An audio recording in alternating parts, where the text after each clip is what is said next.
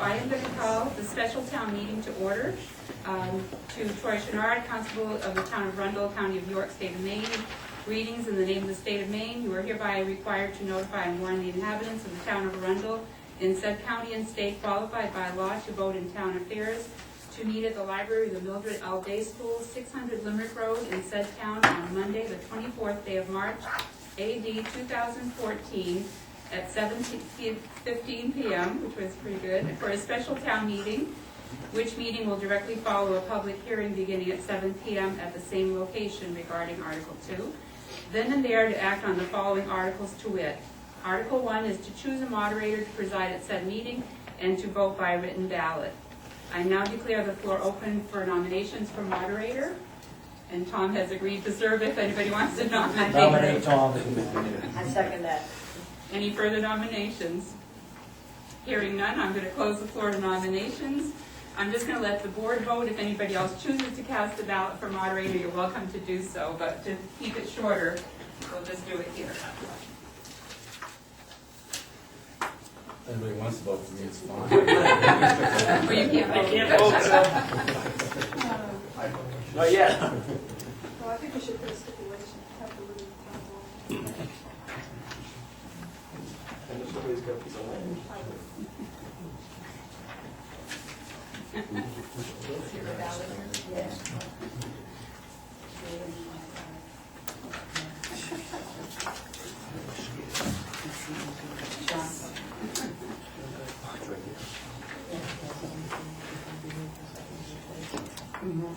So I declare Tom Danwich has been elected as moderator unanimously. Do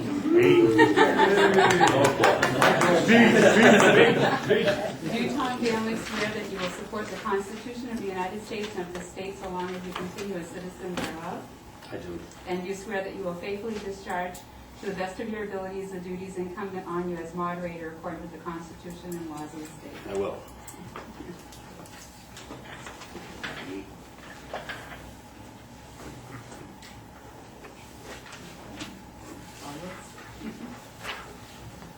Okay, before we proceed to Article 2, we have a housekeeping item. The off chance that a question occurred to somebody between the close of the public hearing and now, responses may have to come from folks who are not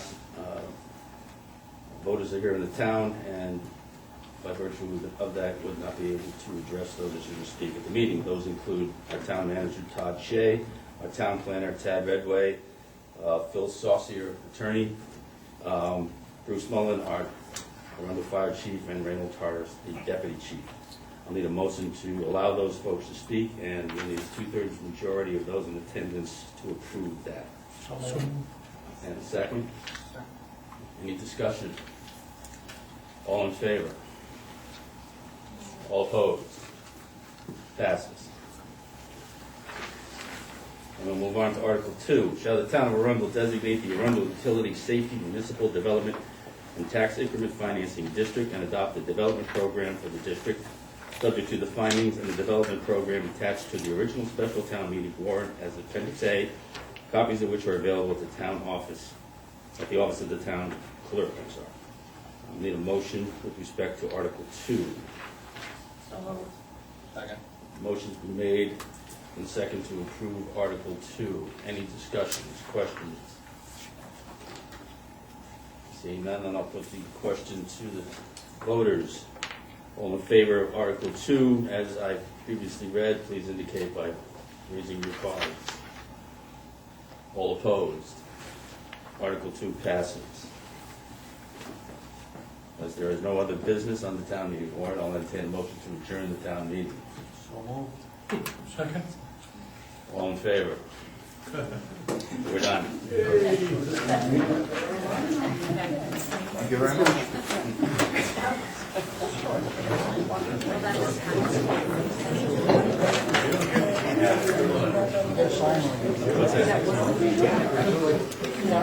Thank you, everybody. Thank you, Chief. Thank you, Deputy. Thanks, Chief. Welcome to stay.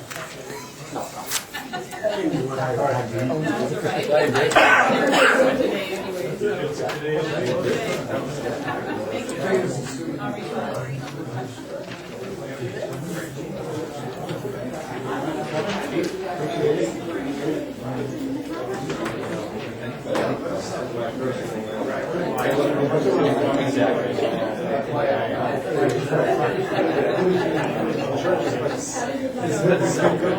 I'll be available. Get that to you tomorrow. She's got them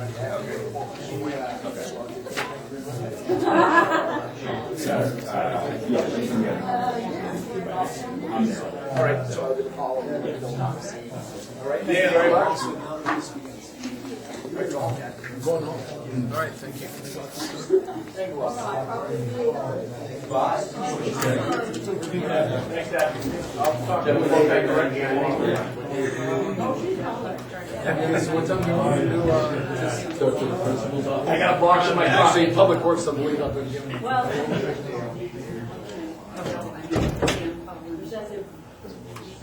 Okay, why don't we call the regular selectmen's meeting to order and Camera is on. begin with pledge of allegiance. Pledge of allegiance To the flag of the United States of America and to the republic for which it stands, one nation, under God, indivisible, with liberty and justice for all.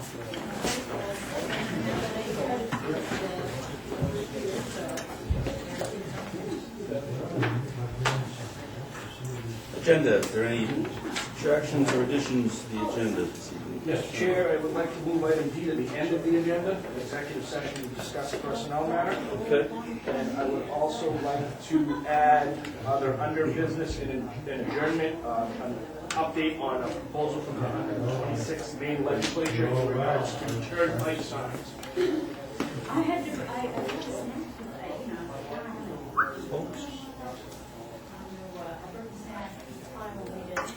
glad I did. Okay, anybody else have any adjustments to the agenda? Motion we approve as stated. Second. All in favor now? Item 3, public forum. Anybody have an issue they wish to bring to the board's attention that is not already on the agenda and slated to be discussed? Moving on. Approval of the minutes of March 10th, 2014.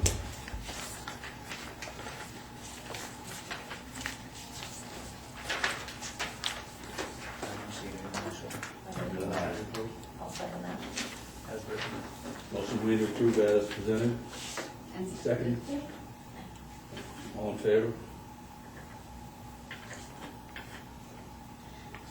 Committee and board reports. Budget Board will meet Wednesday night here in the library at 7 p.m. Planning Board will meet Thursday night, 7 p.m. in the library. Do you have an update, Selectmen? And the Comp Plan Review Committee will meet on Tuesday, April 1st, April Fool's Day, good day to meet, 7 p.m. at Mill Day School Library. For new business. Selectmen to authorize expenditure of $2,400 from the municipal building reserve for a certified general appraiser to appraise the Limerick Road lot per trust requirements. I've been asked by the trust not to mention much about this, but as part of the discussions that I did have, there's a requirement if there's any movement in that process that it be done by a certified general appraiser. I had a certified real estate appraiser lined up to do that appraisal. It's a little bit more expensive, but it's a more thorough job, gives us better information on the least best use of the property, several different options. So in the event of eliminating, duplicating the efforts, I would recommend that we have a certified general appraiser appraise the Limerick lot. How much was the other appraisal going to cost? About half the cost. We have no commitment from the trust that they're going to in fact participate. No definite commitment, no sir. But this appraisal will give us a lot more information as to, That is my understanding. The real estate appraiser is more like a person that if you're going to sell your house, they come in and verify the records. The general appraisal is a little more in depth. I believe that they take a lot more into consideration market value. In the interest of the town purchasing the property, I believe it's only necessary for us to do an actual real estate appraisal. We could do that and possibly negotiate at a later point if there is interest in sharing the costs of that general appraisal. So that's Why why. don't we get the general appraisal? Cart before the horse. Why don't we get that now, and if later on we do move forward and we need something more than that, isn't it still cheaper for us if we split the cost with the trust? Same price. So, I guess I don't know why we spend it now. Yeah, I mean, you're going down the road, you know, what if they come back and say, no, then it costs us another $2,400. Chances are, if they're interested, they'll probably be willing to split some chances, but. works for me unless Yeah, I mean, anyone has a different I opinion. think until we get a better commitment from them. That's kind of my thoughts. I mean, Just want to verify that so we're not spending the money twice. There's no red flags with the land as it sits, like clean title and, No, we probably haven't done title yet. or deed. it doesn't appear to be any issue. The only issue down the line that may come up is the necessity of a survey of the property because of the way the land was transferred back in 1952. It states 36 to 38 acres, so if we want definite boundaries, we may need to have a survey done of the property. But other than that, everything seems to be in order. There were surveyors there a week ago. They may be surveying for Mr. Emerson's piece that he's carving off of that parcel. I know I came by and there was surveyors there.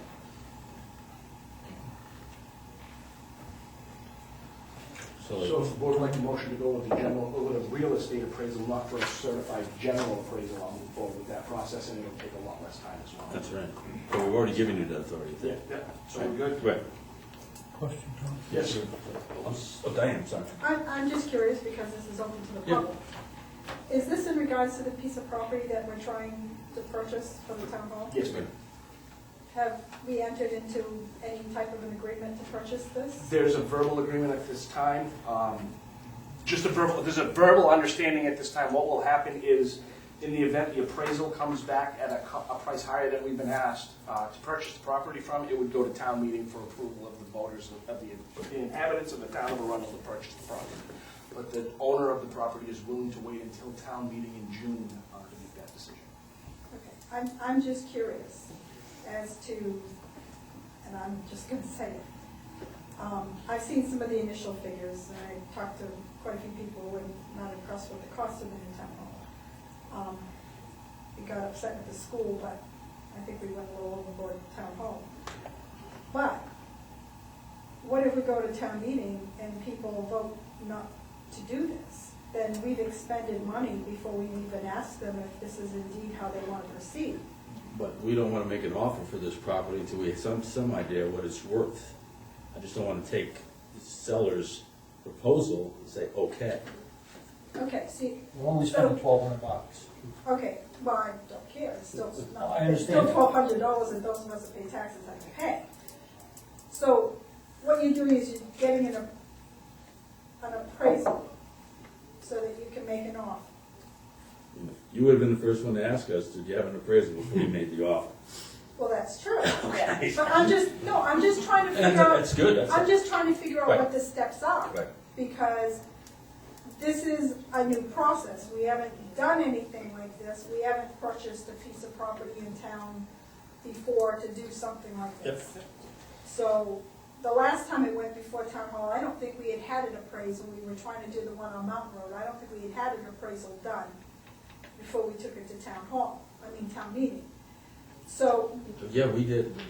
we did? We did, yeah. Okay. We knew what we offered for that property. Okay, so you have to get the appraisal so that you can make an offer. And then that offer and the rest of the stuff that would go with building the town hall in regards to costs would all go together at the June town meeting. Is that what the plan is? We probably acquire the property first, because I understand that the seller is interested in selling the property this summer, or Okay, he's going to sell it to somebody else. So we're going to acquire the property first, and then we're going to move forward okay, to town hall.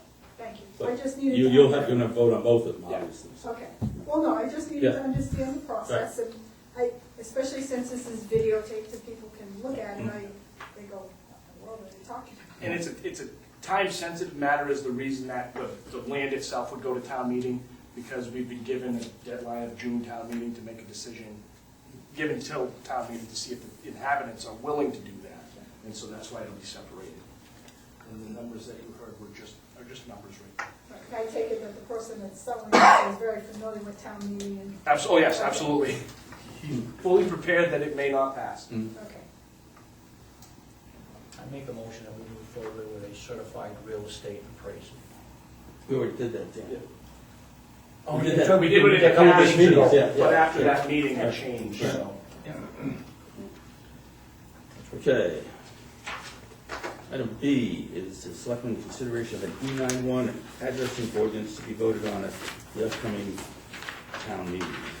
Well, at this point in time, we do not have an E911 addressing ordinance, which is something that's more or less required by the state of Maine in regards to naming streets. We've had a few instances, we do have a few instances of roads that have similar sounding names in the town. And we've gotten considerable pushback on a few additional instances where somebody wanted to recommend names that sounded similar to the ones that already sound similar. So it's beginning to get kind of confusing and muddying the waters and coming into question as to who's making these decisions and why. This is a model ordinance that the state of Maine put out when the E911 mandate came down, and it was discussed but never adopted.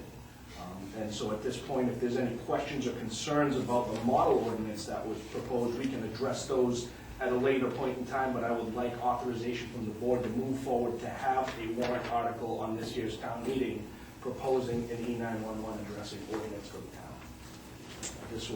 This will give clear guidelines as to if the Board of Selectmen or their designee, should that be myself or Wendy or whoever is going to make these decisions, we will have something to fall back on when we deny the request for a road.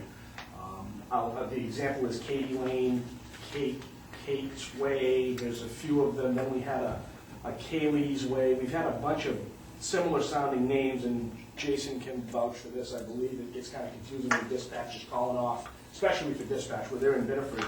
Maybe the Arundel firefighters know where all of these roads are, but when dispatch is calling, it can be confusing. Someone's panicking on the phone, and where do you live? Did you say Katie Lane? Did you say Kayla Lane? Did you say... So we need to get an ordinance in place so that we can now have a manner by which to determine that we cannot use additional names that sound like roads we already have. Who would the addressing officer be? Right now, the E911 addressing officer is Wendy, and in the cases where there's been pushback, it's been punted over to me as to the justification as to why we can't use those names.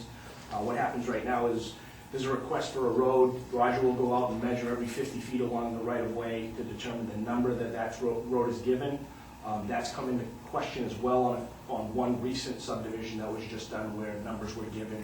The residents didn't agree with the numbers that were given. We had nothing to fall back on to dispute that. We actually needed to change some numbers because there were additional lots made available.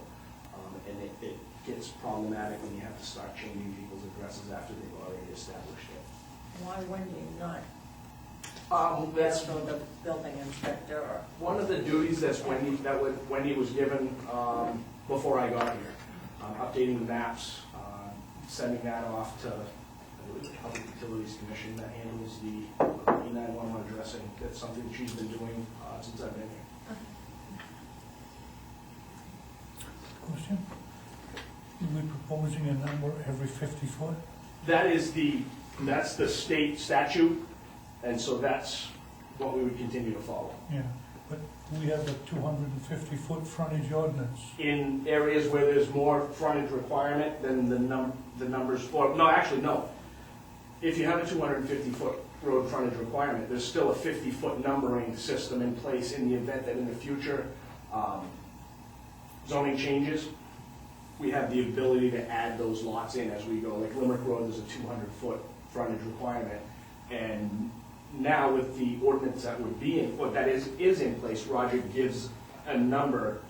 You have to count every 50 feet. So if you have one lot with 200 feet of frontage and you're number 4, by the time you get to the next lot, you're going to be number 6, 8, 10, 12. So that is just in the event of future, and I believe dispatch is laid out in that manner so that they have an idea where along that road, if everything's uniform, they have an idea where on that map that road is going to be. Thank you.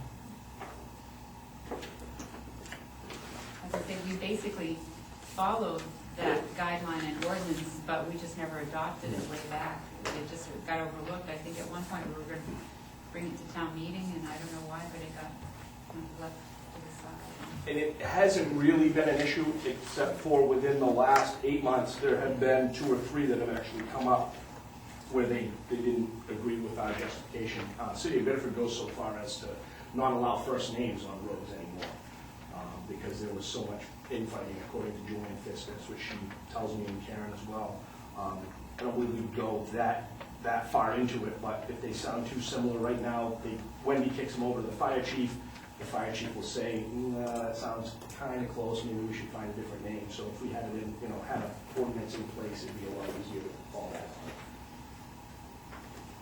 So you want authorization just to have an ordinance put before the voters in June, not necessarily this one, Not- something like this? Right, not Okay. necessarily this one, but to be able to proceed with bringing an ordinance, placing one on the warrant. Hmm. And then we can dissect these Right. as we go along. So you'll send it to the fire department, to the legislature. Make sure everybody's on the same page. Need a motion? Yeah. Yeah, I'll make a motion. I'll second that.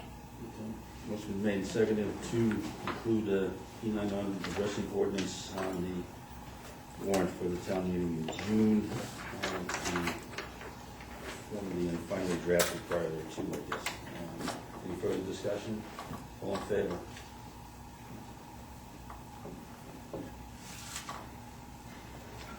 Okay, selectmen to discuss and consider the sale of the Route 1 property. Mr. Bedore did give the town that parcel on Route 1, just south of Weirs, just north of Obi Plamondon.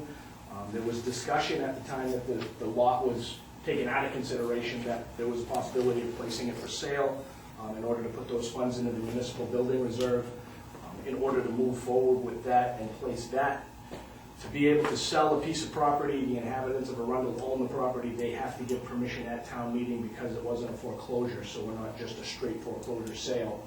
So we have to ask the inhabitants to allow us to sell that, and I'm curious if the board's in favor of moving forward with selling that property, or if they would rather retain the property to see possibly if the market would get better, or if there was future use for that property.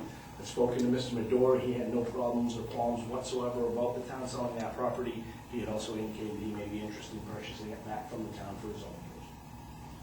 And there would be no need for any stipulations that no competition.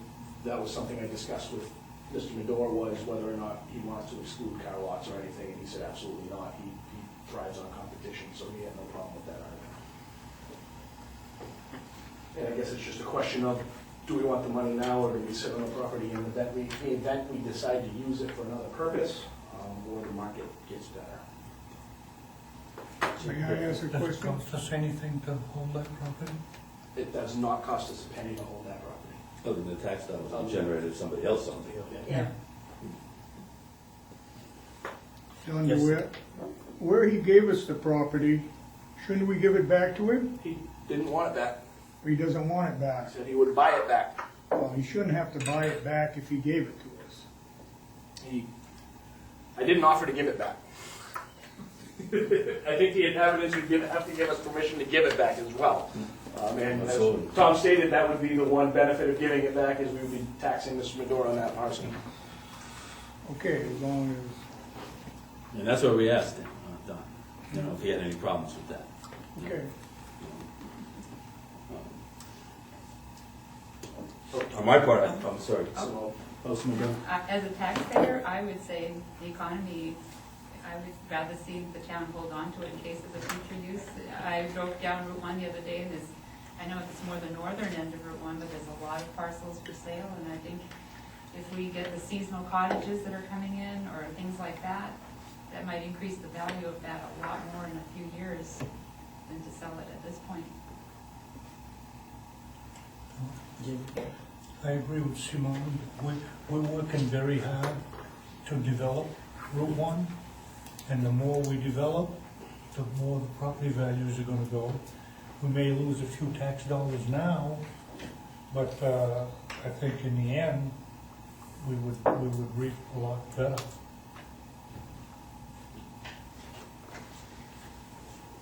Anybody else, any thoughts on that? you had I'm kind of torn, but Yeah, me too. I wouldn't be opposed to like testing the waters, so to speak. Yeah, that, I'm wondering if we could, you know. But those are good points, I mean, I don't disagree with those. There's the potential of having an appraisal on that lot, general real estate appraisal, to see what someone thinks the lot's worth, and that may tip the scale. Just call a broker and tell them we might be interested. What do you give us, what can we get? What can we get for it? That'll cost them nothing. Yeah. I mean, it's worth at least to find that out, at least we could have it in our back pocket. I think that with the location, and with any real estate, it's location, and that is not, I mean, we've all walked the property, we know what the location is, we know what the property's like, I'd rather see it back on the tax roll. It's a good location, it's just expensive to get back there. Yeah, that's issues, that's for sure. Is it attached to anything where someone else, aside from the door, might be interested in it? The Plymouth, yeah. Electrical place, but, Again, your comp, yeah, he's got an empty building. Yeah. but the new comp plan and the new code and Ford codes Yep. might extend. That was one piece of property that they were looking at when they were talking about doing some interconnecting, using that piece of property, but again, it's a very expensive, the section where you have to put the road is very expensive, it's kind of cost prohibitive, so somebody coming in with big dollars that wants to put something back there, fine, but to just put an interconnecting road. How big is it? 10 acres? There was the development portion of it is, Yeah, as long as that Developable, that land portion is- third, is but a- I didn't know where it was in relation to where Hmm. yours is today, so. Do you know where If you're facing Old Beers. Vermont Electric is, Diane? Beyond the road, If you're headed south, it's not right next to the, Weirs. It's Okay, it's like a on- couple of, Oh, okay. 100 yards down the road. two ranches that are side, you'll see Weirs, then there's the Yep. tack shop, and then Yep. there's a daycare, there's two ranches side by side, and then an office complex, it's in between. The office complex is sitting out back, Yeah. so the access to that is in between, and there's a huge ravine, and, and then when you get out there, there's quite a bit of wetland. I mean, there's some nice spots to build with, but it's It would have been expensive. 600 or 700 feet off of Route 1 before you could build a building. It's expensive, though. Interesting to see what somebody says it's worth. Yeah, let's see if we can get that. Yeah, I can do that, for sure.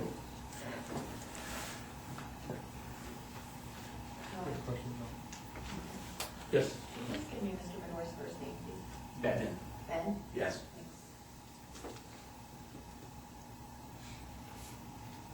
Okay, item E now to town managers has a final list of foreclosed properties. You have the final list in front of you, I believe.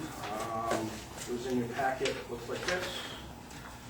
I've had one, and we have had a discussion in the past about land purchase installment contracts or agreements. And what that would do was allow somebody to enter into a contract with the town whereby they would make payments on the taxes in arrears in order to catch up by a certain point. I've had one individual on the list, account number 1081, who is very persistent and would really like the opportunity to enter into that type of a contract. The attorneys do not recommend that we do that because of the nature of the subsequent foreclosure. If the individual decides that they're no longer going to make those payments, you have to go through the court process, as in any other real estate matter, to foreclose on that property once again. And it makes it prohibitively expensive in a few of these instances where you wouldn't even want to chase after that. You'd be chasing dollars that you're never going to catch. As stated, that one account has asked for the selectmen to allow her to propose something to the town.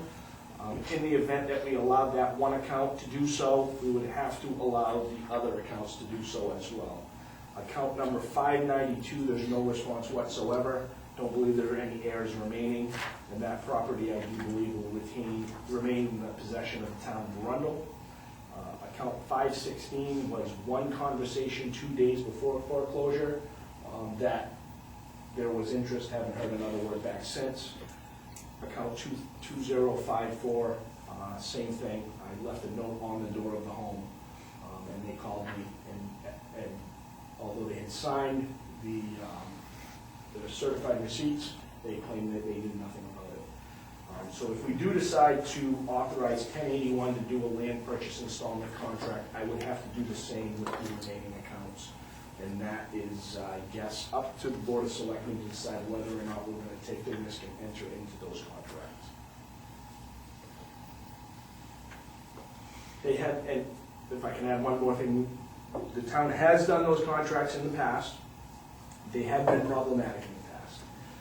But as I said, sometimes it costs the town more to foreclose on a property and remove it from the lot or from the property that it's on than it does to try to work with the owners. These already foreclosed on, These are already foreclosed on. so they're already the town's. They are in the town's possession. One of them, should the town foreclose, and that, on any of the, on two of those, the first two that you see there, that would have, account 1081 would be sold with occupants, with the purchaser having to arrange for eviction notices, and possibly for the first account. Those are both in mobile home parks here in Arundel. One of them, Public Works would end up removing from the property at the town's expense. Keeping in mind the risk of return when you enter. And Tom, you may want to, I don't know if you want to step in and just add anything that I missed. Well, the thing I'm gonna add first is, I can't vote on this because I've got a conflict. One of my partners is related to one of these folks, and the reason the person has come forward and asked for this is because my partner came to talk to me and said, we'll make a proposal to the town, and she called Todd to talk about that, so. But, I mean, Ted's right, I mean, the recommendations generally are from MMA and elsewhere, don't get into these things because of the foreclosure process. You have to get involved in if you in fact want to foreclose on the contract as opposed to just letting your taxes continue to accrue and do what it did before, so to speak. It's hard to say, just. And if you may or may not be aware, the process is on a town foreclosure. After January 28th, if you have not paid those taxes, the town is at liberty to dispose of that property. There's no additional processes necessary. Notice that property is being sold. You can either evict the tenants or you can sell it with occupants. If it's raw land, typically you sell it at a RFP sale. Lowest bid would be the taxes in arrear and any legal fees that are associated with that. You have a bid process, right? Yeah, right. Yes. We did that 2 years ago. We had one in the Pines that we. Those ones over on. And River the Road. lots on the River Road as well. Yeah. Yeah, but we only issue a quick claim and not That's a correct. warranty. Right. And you had one on in the pot. The Pines, yeah. On one of them.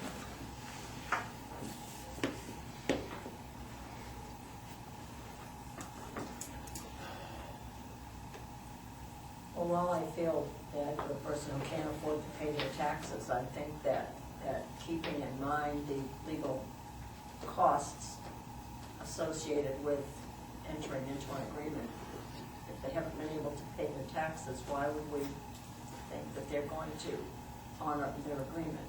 And therefore, we end up with all the legal costs associated with having to go through a foreclosure process. So I'm not in favor of doing any of these agreements. I'm just curious, Todd, was this person making any payments at all, or? The one in particular has entered into agreements with the town before and fallen behind again, has fallen behind again this time. You know, we had caught them up, and then once we caught up and paid everything to date, and then Stop they paying. stopped making payments. They stopped, you know, if they would have stayed on the budget plan they were on, they did pay everything up, so we quick claimed them, but then after that, it just, And the figures you see here are just for the foreclosure year, where the town has automatically foreclosed.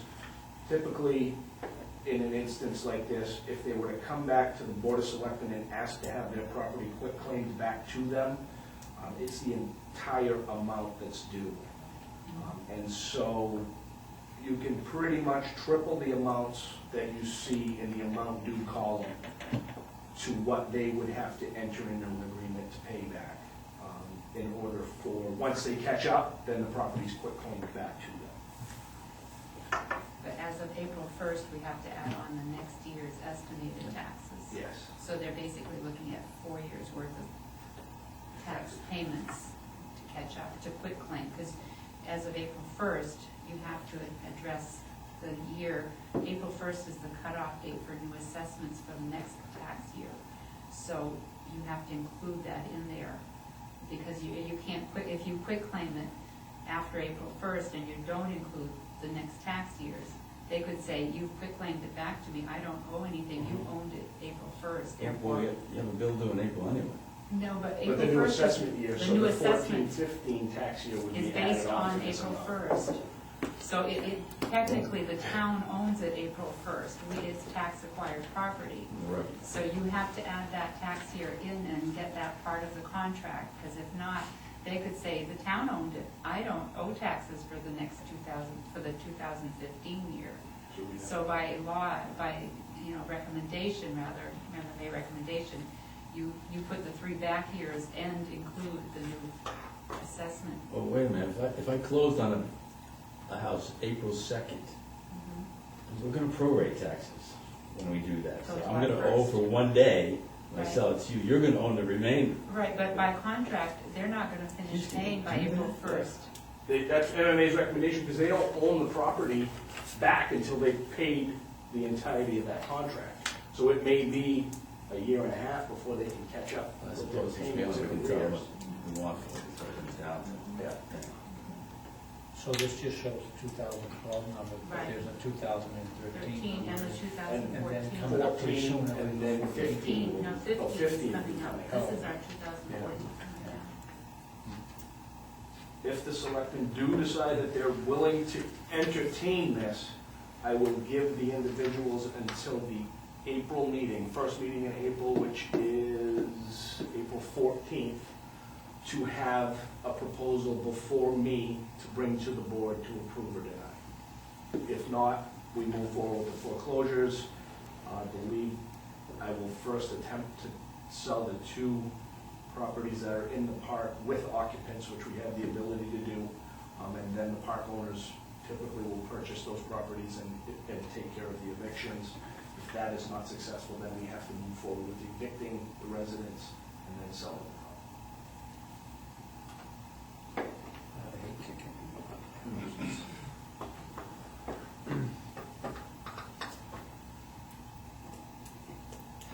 That's why you hired me. So if you don't know, maybe they haven't been paying their rent, and that's why their taxes aren't paid. It takes forever to evict somebody. Yeah. Still not a nice thing to put people out. Do they have to pay this amount by law, or can we create an amount to wipe the slate clean? Generally, we'll take this is a 2012, we'll put the 2012, the 2013, and 2014, and the estimated 2015 all together, and then divide it and say, how soon can, this is, if we divide it by so many months, it would be this much per month, or what can you afford, and then we try to get it so that it's, affordable, but at the same time. This dollar amount has to be met though. All 3, a all minimum years. of 3 years plus any legal Yeah. fees, if there's anything involved. Because you have to, when you're coming to foreclose, up until that foreclosure date, they can pay that 1 year. So it stops the foreclosure process. But once the town forecloses, they have to pay back all back taxes to date Right. for us to issue the deed, the quitclaim deed. You can't quitclaim just 1 year, you have to quitclaim all taxes, because you lose your rights otherwise. If they agree to a monthly payment, how many months do they not pay before the process starts all over again? That would be up to your contract. We had copies of the old one that we used to use for a land purchase installment, we call it. usually I think it was 3 months, I believe it was 3 months, and then they were defaulted their contract. 3 months was the last one we did here. Yeah. That's set by us though, right? Yeah, you could When say you sign the 6. contract. I mean, we could say 2, we could say Yes. 1. Yeah, But absolutely. But then we have to go to court after that? Then if they default? don't make a payment, you have to go to court. And then you won't recover that money. No. Depends on value of the property. Right, right.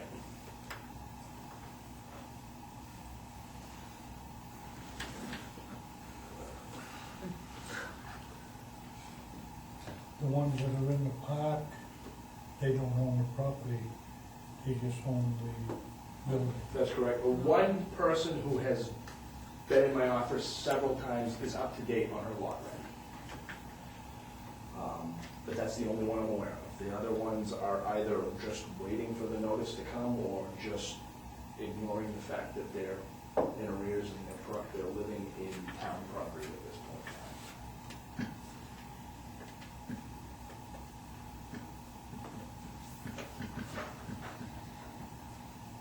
Well, it's not like we haven't given these folks ample time to, I mean, this one, 1081, been into multiple agreements over the years, right?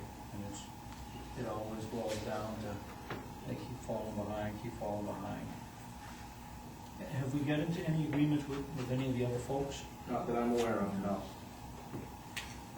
There's only one other instance that I'm aware of since I've been here where when I started here, we had one that was ongoing, an LPIC that was active when I got here. That one's been cleared up, but I don't know what the status of that account is right now. I was surprised that 592 went into foreclosure because in the past, the bank has been taking care of it. And I thought that they had started their foreclosure on it already. And we tried resending the notice to the bank, the last known mortgage holder, and we got a call, was it their property or a different one? It was from a call from the bank, but they didn't follow through. We sent initial foreclosures, then sent the list of lien holders and persons of interest to the attorneys to do a title search. Title search came back with some additional addresses for the same bank. They move around and you notify more people in the bank, you may get a better response. And that account 592, there was no response from the mortgage holder on the property, lien holder on that property.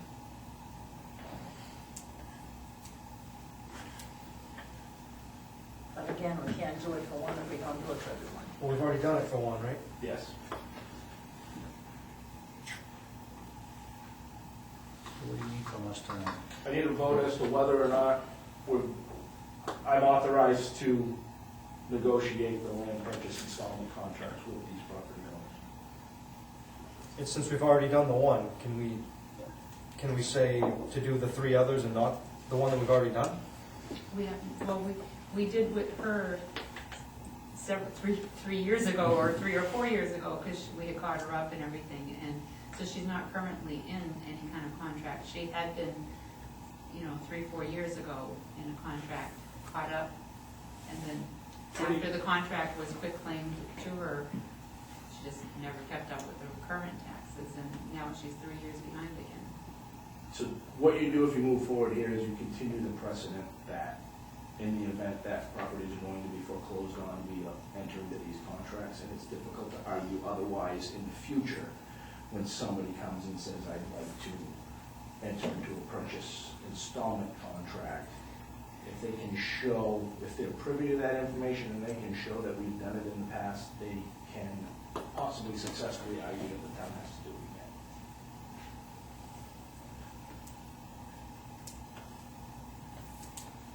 But were the foreclosure laws the same back then? Was it still? Because we've never had to go into foreclosure with anyone. It wasn't the same in terms of the proceeding. You used to just file things in the registry of deeds, just a notice, and you waited out time periods. Now you gotta go to court, get a judgment, foreclosure and sale. So the proceedings, Expensive process. so the proceedings have changed? Yes. Okay. Because it used to be not, Nothing. MMA didn't recommend against them. Right. And actually, they're the ones that came out with a land Right, that's purchase correct. installment contract for the towns to use. And then, all of a sudden, several years ago, they started saying it's not a good idea, don't use them if you don't have to. Or I'm trying to remember, but I think the redemption period on a land contract is actually longer than the redemption period in a regular mortgage situation. I think it might be a year, I can't remember. And you can't collect costs or fees. Oh, sure you can. You can? Yeah, yeah, statute says so. You're not getting the tax.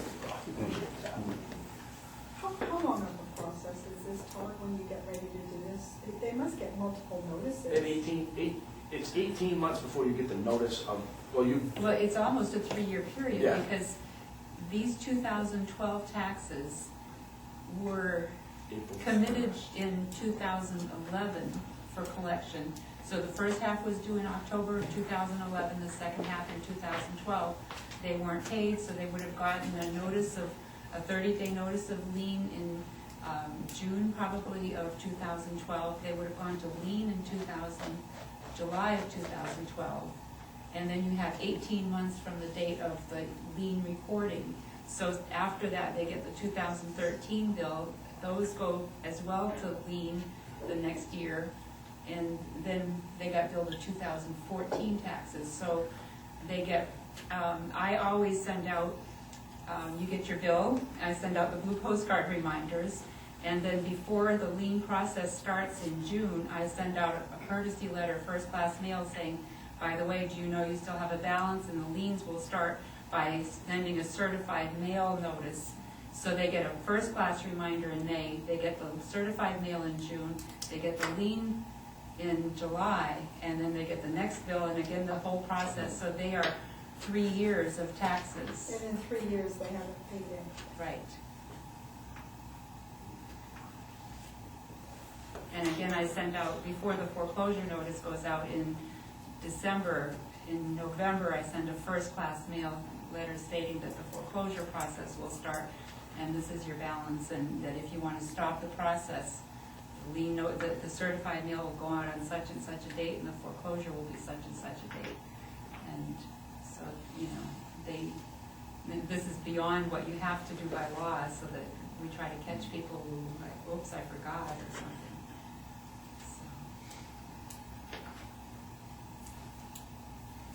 You need a motion not to move forward? Either to or not. Or not, Yeah. either one. Yeah.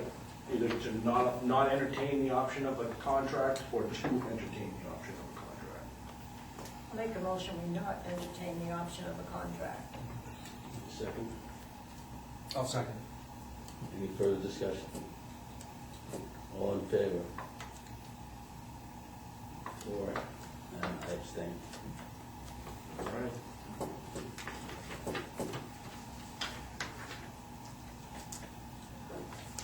Thank you very much. Okay, I'm keeping with the tax theme. Yes. We have an abatement issue here. Apparently we've overtaxed one of our citizens. And everybody got the memo from Beth recommending an abatement on tax map 17 lot 12 in the amount of, is $252.30? That's correct. Did you do an error, or did they get it appraised, or? They never allowed the assessor into the property, and so when that does, they use fair market value. This isn't anywhere near fair market value. So when she finally went in to do an inspection, Beth was like, we need to decrease this building value considerably. So Somebody else $17,400. After the document. Yes. So I need a motion then to approve the abatement recommended by our assessor. Move to accept it? Second. Any further discussion, questions? All in favor?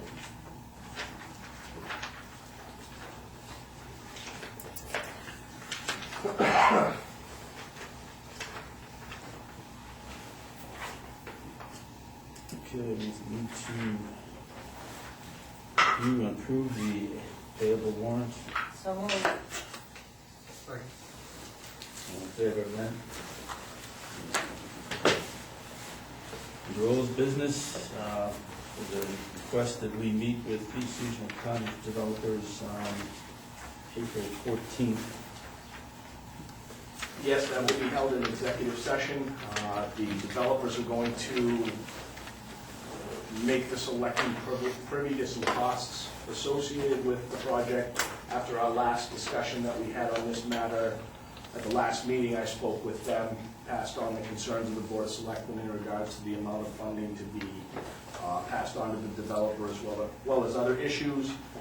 And they would like to have a meeting with the selectmen on the 14th to discuss that, to justify their additional requests and try to get the selectmen approved to move forward to town meeting to vote on this. Okay. So what develops from that? Yes. Okay, update on turnpike signs? Yes. I always like to say in their infinite wisdom, the 126th Maine Legislature has House Proposal 1320, an act to allow signs for areas of local, regional, and statewide interest on the interstate system is proposed to be amended. Town of Arundel will lose their sign on the highway as a result of this legislation, should it pass. Not only the We just got it. yes, exactly. And it was kind of ironic. We had a discussion at the EDC level. I spoke to Wayne Perry, and he said, it's funny you say that because we just had a discussion about getting rid of a lot of them. Examples are Maine Maritime Academy, who would lose their highway directional sign because they don't meet the 1,000 student enrollment that's required by the Maine legislature in order to have a highway directional sign. The Booth Bay Harbor region, the coastal Route 1 region, Sebago Lake West Shore region, York Beach, Nunquit Beach, Wells Beach, Kennebunk Beach. And what really got me was when they said to be removed, there's no question about this one. Arundel. Exit 25 northbound Kennebunkport is a larger destination than Arundel. Exit 25 southbound Sanford is a larger destination. Arundel is not large enough to get a supplemental guide sign.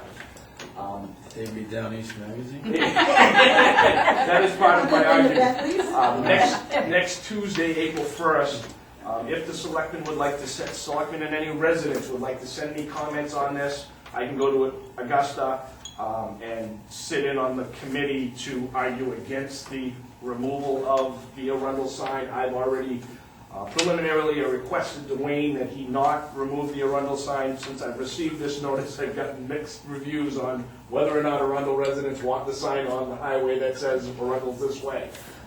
So I welcome you all to send me comments via email. Encourage people that you know who may have, I'm going to put it on the website, send out an email, and in the event there's a large enough interest in retaining the Arundel sign, I will go to the working session in Augusta on Tuesday.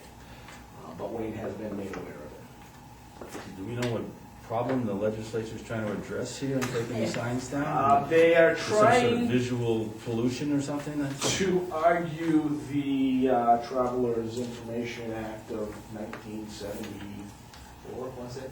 8? Dear Town Manager, a business owner, last year the Turnpike and the DOT were directed by the Maine legislature to adopt a sign policy for the interstate that complies with federal law. Many signs on the Maine interstate need to be removed or changed in order to comply. Most of these signs are on the Turnpike. The attached bill is the product of a great deal of work invested by both agencies to establish consistent rules. Of particular concern are supplemental guide signs to direct motorists to destinations of special interest. The allowed purpose of such signs is to provide directional guidance to travelers and not to promote commercial or economic interests. On Tuesday, April 1st, the Transportation Committee will hold a public hearing to determine whether the bill should become law. Work sessions will likely follow. The committee meets on the first floor of the Capitol Room. Because you have one or more signs in the interstate that may be affected by the new policy, we are sending this special notice of the hearing so that you may participate and be heard. And where is said sign? There is a sign, if you're going southbound on the interstate, on the Biddeford sign, it says Arundel. Nice. And, yep, the little second thought sign at the bottom. And if you're coming northbound, I believe in Kennebunk, there is a sign that says Arundel. Same thing, second thought. They're so foolish. They got nothing to do. It's probably gonna cost them more money to take those signs down in the next 2 years. and Town, change yeah, the I mean, ordinance. The turnpike goes right through our gutter, this town. okay, we'll tell them to go around our town. Yeah, Yes. they route the turnpike. Yeah, tell You them can't next put a time sign, that you they can't wanna come do through our something Can on we the take that top, land back when I put it in the hand? Yeah. So, that's. There we go. Yeah. Change our name to Kennebunk. North. So I just got this today, I'll scan a copy and send it to you folks so you can read it. And if we can generate enough buzz, we'll, Mr. Shady, will So, so all they want is that big sign that says Bitterford exit this way. Yep, That's it. no additional, Nothing else. and it's pretty interesting, some, University of Maine at Farmington, University of Maine at Machias, Acadia National Park, Moosehead Moosehead, I was just gonna say Moosehead Lakes region.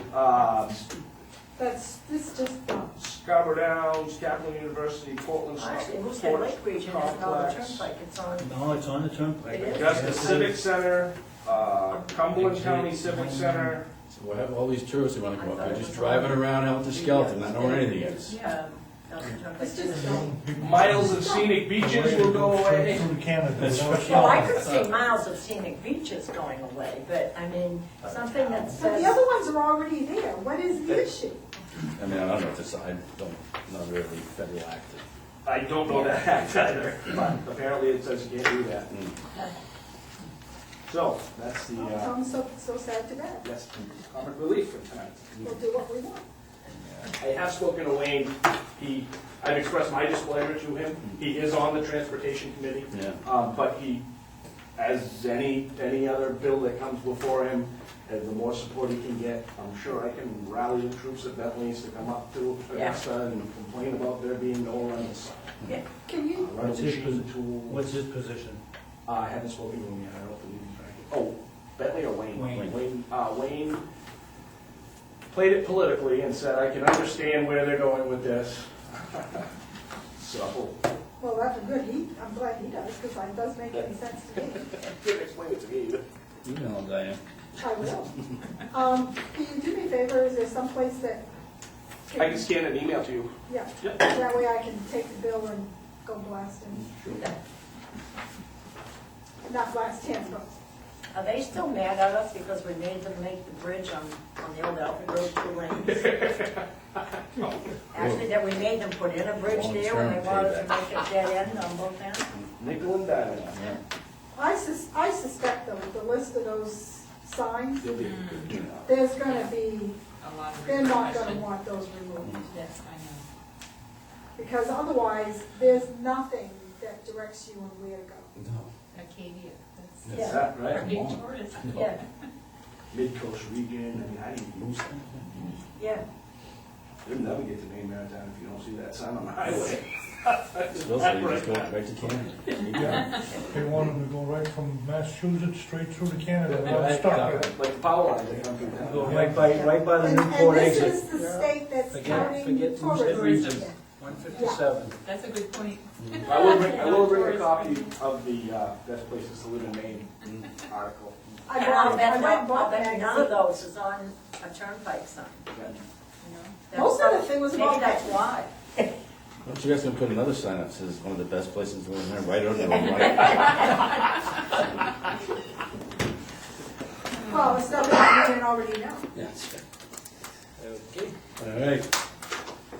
Okay, we're back up to an executive session, pursuant to Title 1 MRS 05068 to discuss a personnel matter, and I don't believe we'll be taking up any business when we come. Oh, yes, we will. We could, We could, right, we could. okay. I didn't say that. I moved. Second. Okay. You don't have to go home, Don, but you can't stay here. Okay.